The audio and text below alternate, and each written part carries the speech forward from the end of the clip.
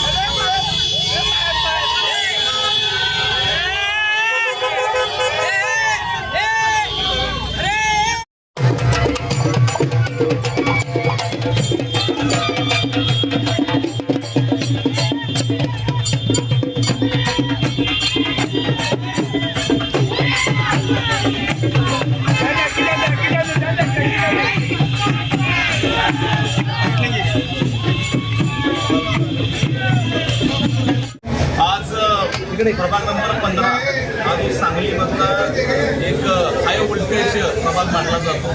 त्या प्रभागाची प्रचाराची सुरुवात आज त्या ठिकाणी झालेली आहे। या प्रभागामध्ये आमच्या चारही उमेदवार त्या ठिकाणी उभे राहिले काँग्रेस पक्षाच्या चिन्हावर। चारही उमेदवारांचं वातावरण मी आल्यापासून बघतोय तर अतिशय उत्स्फूर्त प्रतिसाद हा सर्वसामान्य लोकांमधून, तरुणांमधून, ज्येष्ठांमधून मला पाहायला मिळाला।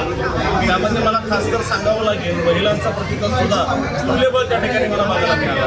ही सगळ्यात जमेची बाजू आणि या भागामध्ये गेल्या अनेक वर्षापासून या सगळ्या मंडळींनी त्या ठिकाणी तळागाळात जाऊन सर्वसामान्यांची जी कामं केलेली आहेत विश्वास वाटतो की त्यांचा आशीर्वाद हे आमच्या सर्व पॅनलच्या मागे ठामपणे जाण आहे. लोकांना 100% जाण आहे.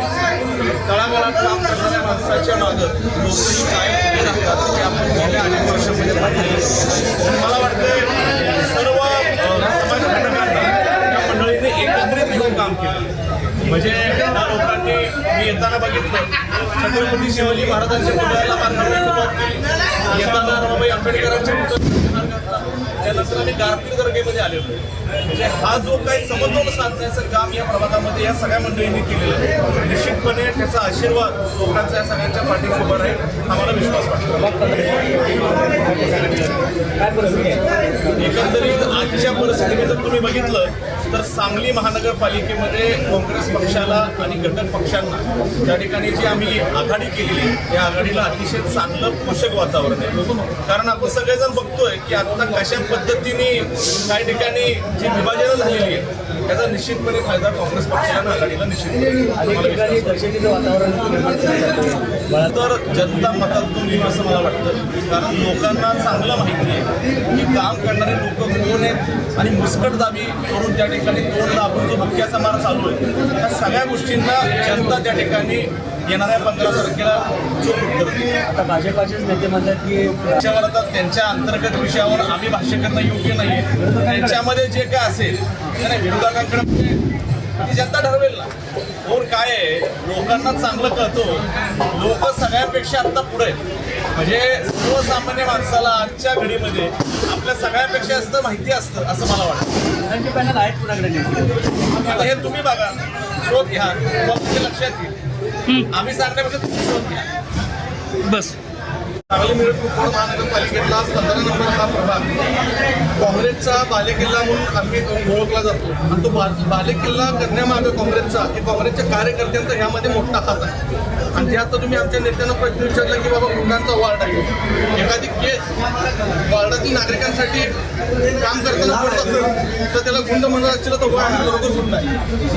नागरिकांसाठी अनेक किती केसेस असतील हितासाठी तुम्ही केस हां नागरिकांच्या हितासाठी अनेक किती केसेस घ्यायला लागतील तेवढे आमची तयारी आहे आणि 100% आम्ही करू.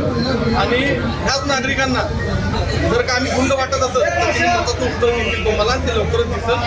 चारी पॅनल भरपूर समोरच्या कोणी सुद्धा पक्षाच्या विपरीत जप्त करून या ठिकाणी निवडून येणारे उमेदवार आहेत आणि ते आमच्या आज प्रभाग 15मध्ये विचार शुभारंभचं गारपीपासून आमची पूर्ण रॅली वार्डात फिरली आणि फौजदार गल्ली इथे सांगता समारंभ झालं. मला एवढंच सांगायचं आहे धनशक्ती विरुद्ध जनशक्ती ही लढाई प्रभाग 15मध्ये आहे. प्रभाग 15 वार्ड हा गेले 40 वर्षापासून काँग्रेस पक्षाचा आहे. सर्व नागरिक इथले काँग्रेस पक्षाच्या पाठीशी कायम कुठल्याही इलेक्शन असो खासदारकी असो आमदारकी असो किंवा महापालिकेचे नगरसेवकाची असो इथली जनता पूर्णपणे ताकदीनं काँग्रेस पक्षाच्या पाठीशी आहे. चारीचे चारी उमेदवार आमची मतदाते एकदम सगळ्यात पुढं जास्तीत जास्त मिळवण्याचा प्रयत्न आमचा आहे आणि ते राहणार आणि जास्तीत जास्त मतानं आमची पॅनल निवडून येईल अशी अपेक्षा. तुमचं मतदान देखील घटवण्यासाठी अनेक जणी